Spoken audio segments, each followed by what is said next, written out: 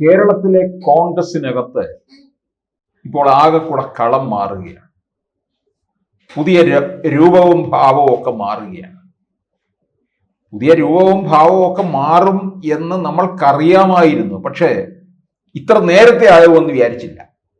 2026 തെരഞ്ഞെടുപ്പ് വന്ന് UDF അനുകൂലമായ സാഹചര്യം ഉണ്ടാകുമ്പോൾ ഇവിടെ ഒരു കളം മാറ്റം ഉണ്ടാകും എന്ന് ഞങ്ങൾ കണക്ക് കൂട്ടിയിരുന്നു.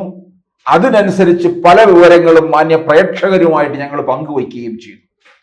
പക്ഷെ ഇപ്പോൾ ഇതാ മുന്നേ തന്നെ കളം പിടിക്കാനായിട്ട് കേന്ദ്രത്തിൽ നിന്ന്, ഹൈക്കമാൻഡിൽ നിന്ന് നമ്മുടെ KC വേണുഗോപാൽ ഇറങ്ങിയിരിക്കുകയാണ്. അദ്ദേഹം രാജ്യത്തെ മുഴുവൻ കോൺഗ്രസ് ഇടങ്ങളിൽ എത്തിച്ചേരേണ്ട ആളാണ്. പക്ഷെ ഇപ്പൊ കേരളത്തിനകത്ത് തമ്പടിച്ചിരിക്കുകയാണ്. ഈ മറ്റ് സംസ്ഥാനങ്ങളിലൊന്നും വലിയ ഗതിയില്ലേ. കർണാടകയിൽ ഇങ്ങനെ പോകുന്നു. ചിലയിടങ്ങളിലൊക്കെ ഇപ്പൊ തമിഴ്നാട്ടിൽ നോക്കിക്കഴിഞ്ഞാൽ സ്റ്റാലിന്റെ ഔദാര്യം കൊണ്ടോ മറ്റോ ചില സീറ്റുകളുണ്ട്. അല്ലാതൊന്നും അവിടെ പച്ച പിടിച്ചിട്ടില്ല. കേരളത്തിൽ എന്തോ പ്രതീക്ഷയുണ്ട്. പ്രതീക്ഷയ്ക്ക് വകയുള്ളതിൽ അത് തെറ്റില്ല. കാരണം കേരളത്തിലെ രാഷ്ട്രീയ നിരീക്ഷകർ ഒന്നടങ്കം അങ്ങനെ വിലയിരുത്തുകയും ചെയ്യുന്നു 2026 UDF അനുകൂലമായ ഒരു സാഹചര്യത്തിലേക്ക് നീങ്ങുമെന്ന്. കാരണം 10 വർഷമായിട്ടുണ്ടായിരിക്കുന്ന ഇടതു ഭരണത്തിനെതിരെ ഒരു ജനവിരുദ്ധ വികാരം നിൽക്കുന്നുണ്ട്. ആ വികാരം അത് വോട്ടാക്കി മാറ്റാമെന്ന് UDF കരുതുകയും ചെയ്യുന്നുണ്ട്. ആ സാഹചര്യത്തില് കേരളം UDF പിടിക്കും എന്ന് പറഞ്ഞാൽ അത് തെറ്റായിട്ടുള്ള കാര്യമല്ല. അതുകൊണ്ടാണ് ഈ ഹൈക്കമാൻഡ് ഒക്കെ ഇങ്ങനെ ഇവിടെ നോക്കിയിരിക്കുന്നത്. കേരളത്തിൽ കോൺഗ്രസ് ജയിച്ചു കഴിഞ്ഞാൽ ഇവിടുന്ന് എന്തെങ്കിലുമൊക്കെ കൊണ്ടുപോകാം. ഡൽഹിയിലെ കോൺഗ്രസ് ഭവനകത്ത് കറണ്ട് ചാർജ് അടയ്ക്കാനെങ്കിലും ഇവിടുന്ന് സാധിക്കുമല്ലോ എന്നവർ കരുതുന്നുണ്ട്.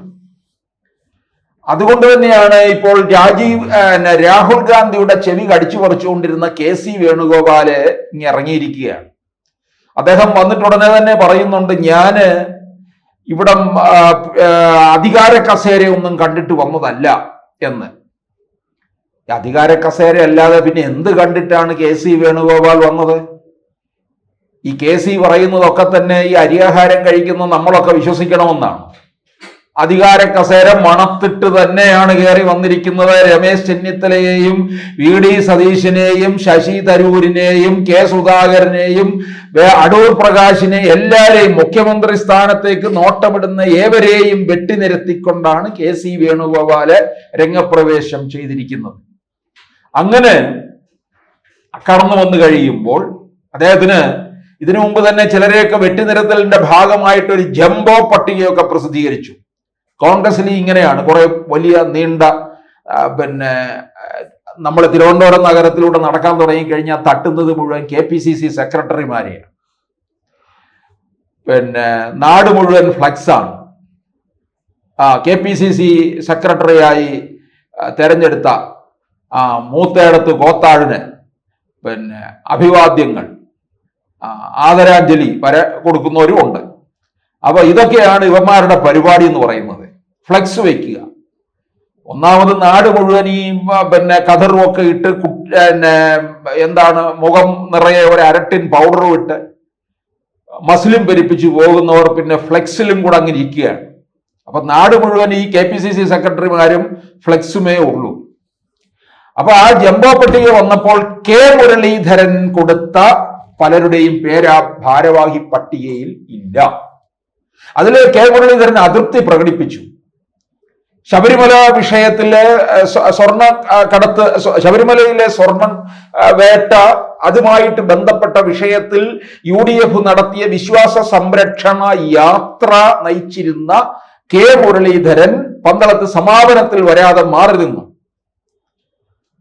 K മുരളീധരൻ വരുമ്പോൾ ചിത്രം ഒന്നുകൂടെ മാറുമേ. ഇതൊക്കെ പറഞ്ഞാൽ K മുരളീധരന് സദസ്സിനെ എടുക്കാൻ അറിയാം. പിണറായി വിജയനെതിരെ ആഞ്ഞടിക്കാൻ അദ്ദേഹത്തിന് അറിയാം. അത് വേണ്ട തരത്തിൽ കോൺഗ്രസ് പാർട്ടി മുതലാക്കുന്നുണ്ട്. ഇത് K മുരളീധരനും അറിയാം. അപ്പോൾ K മുരളീധരൻ വിശ്വാസ സംരക്ഷണ യാത്രയുടെ അവസാനമില്ലാതെ വന്നു കഴിയുമ്പോൾ എന്തായിരിക്കും സംഭവിക്കുക? ഇത് മനസ്സിലാക്കി KC വേണുഗോപാൽ അനുനയിപ്പിക്കാനുള്ള എല്ലാ ശ്രമവും നടത്തി ഇപ്പൊ രണ്ടുപേരും കൂടെ നല്ല ചേർച്ചയിൽ അങ്ങനെ നിൽക്കുകയാണ്. KPCC ആ ഭാരവാഹി പട്ടികയിൽ കെ മുരളീധരന്റെ കൊടുത്ത ലിസ്റ്റിലുള്ളവർക്കൊക്കെ തന്നെ അവരെ പരിഗണിക്കും, ആ ഭാരവാഹി പട്ടികയിൽ ഉൾപ്പെടുത്തും. പിന്നെ കെ മുരളീധരന് 2026 UDF അധികാരത്തിൽ വരുമ്പോൾ കെ മുരളീധരന് മികച്ച പദവി തന്നെ വാഗ്ദാനം ചെയ്തിരിക്കുകയാണ്. സ്പീക്കറായിട്ടോ അല്ലെങ്കിൽ മറ്റു പ്രധാനപ്പെട്ട വകുപ്പ് ഏതെങ്കിലും കൈകാര്യം ചെയ്യുന്ന മന്ത്രിയായിട്ടോ നൽകും എന്ന് ഉറപ്പും കൊടുത്തിരിക്കുകയാണ്. ഇത് KC വേണുഗോപാലിന് അറിയാം. കെ മുരളീധരനെ പിണക്കിയാൽ, മാറ്റി നിർത്തിയാൽ അത് വലിയ പ്രശ്നം നേരിടേണ്ടി വരും. ഇപ്പൊ KC വേണുഗോപാൽ പ്രസംഗിക്കുന്നു പറഞ്ഞാൽ ആര് കൂടും? എത്ര പേർക്ക് അറിയാം KC വേണുഗോപാലിനെ? മറിച്ച് കെ മുരളീധരൻ പ്രസംഗിക്കുന്നു എന്ന് പറഞ്ഞു കഴിഞ്ഞാൽ അവിടെ തീർച്ചയായിട്ടും കേൾക്കാൻ ആളുണ്ടാകും. മുരളീധരൻ പിണറായി വിജയനെതിരെ ആഞ്ഞടിക്കുമ്പോൾ, സർക്കാരിനെതിരെ വിമർശിക്കുമ്പോൾ അത് കേൾക്കാൻ താല്പര്യമുള്ളതുണ്ട്, അത് കയ്യടി കിട്ടും. KC വേണുഗോപാൽ എന്ന് പറഞ്ഞാൽ പണ്ട് കെ മുരളീധരൻ തന്നെ പറഞ്ഞ പോലെ ചിത്രത്തിൽ എങ്കിലും കണ്ടാൽ തിരിച്ചറിയുന്നവരാണോ KC വേണുഗോപാലിനെ കണ്ടാൽ? ഇത് ഹൈക്കമാൻഡായിട്ട് അങ്ങ് നിൽക്കുന്ന ആളല്ലേ. അതുകൊണ്ട് കെ മുരളീധരനെ പിണക്കുന്നത് നല്ലതല്ല എന്ന് KC വേണുഗോപാൽ മനസ്സിലാക്കി. അതുകൊണ്ടാണ് ഈ കെ മുരളീധരനുമായിട്ട് നല്ല ഒരു ബന്ധത്തിലേക്ക് എത്തിച്ചേർന്നിരിക്കുന്നത്. അത് വലിയൊരു ചർച്ചയുടെ അടിസ്ഥാനത്തിൽ തന്നെയാണ് അത്തരത്തിലുള്ള തീരുമാനം എടുത്തതും. മുരളീധരന് വളരെ സേഫായിട്ടുള്ള ഒരു മണ്ഡലം കൊടുക്കും. മുരളീധരന് ഇടയ്ക്ക് വട്ടിയൂർക്കാവിലൊക്കെ കൊണ്ട് നിർത്താമെന്ന് വിചാരിച്ചിരുന്നതാണ്. പക്ഷെ കെ മുരളീധരൻ അറിയാം വട്ടിയൂർക്കാവ് ഇപ്പോൾ അത്ര നല്ല പന്തിയല്ല, അവിടെ നിന്ന് കഴിഞ്ഞാൽ തോൽക്കും, തന്നെ ഒതുക്കാനായിട്ടുള്ള ശ്രമമാണ് നടത്തുന്നതെന്ന് മനസ്സിലായിട്ടാണ് മുരളീധരൻ ലീഗിന്റെ ഏതെങ്കിലും കോട്ടയിൽ പോയി നിന്ന് മത്സരിക്കാൻ തീർച്ചപ്പെടുത്തുന്നത്. ഇപ്പോൾ ഗുരുവായൂർ പോലുള്ള മണ്ഡലം ലീഗിന് സ്വാധീനമുള്ള മണ്ഡലമാണ്.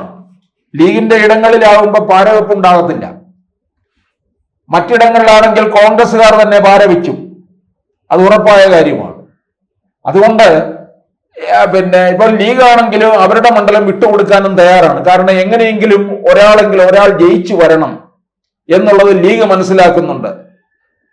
കാരണം ഇനി അവർക്ക് ഒരു 5 വർഷം കൂടെ ഭരണത്തിന് പുറത്തു നിൽക്കാൻ അവർക്ക് സാധ്യമല്ല. അതുകൊണ്ട് ലീഗും വിട്ടുവീഴ്ചയ്ക്ക് തയ്യാറാകുകയാണ്. അപ്പോൾ ഈ KC വേണുഗോപാലിന് കേരളത്തിന്റെ മുഖ്യമന്ത്രിയാകണമെന്നുണ്ടെങ്കിൽ ഇവിടെ വന്ന് കെ മുരളീധരനെ പാട്ടിലാക്കുക. അങ്ങനെ പാട്ടിലാക്കിക്കൊണ്ടാണ് ഇവർക്ക് ഭാരവാഹി പട്ടികയിൽ ഇടം കൊടുക്കാം, അതുപോലെ കെ മുരളീധരൻ വിജയിച്ചു വരുമ്പോൾ സ്ഥാനവും നൽകാം എന്ന ഉറപ്പിന്റെ അടിസ്ഥാനത്തിലാണ് ഇപ്പോൾ കെ മുരളീധരനും KC വേണുഗോപാലും മുന്നോട്ട് നീങ്ങുന്നത്.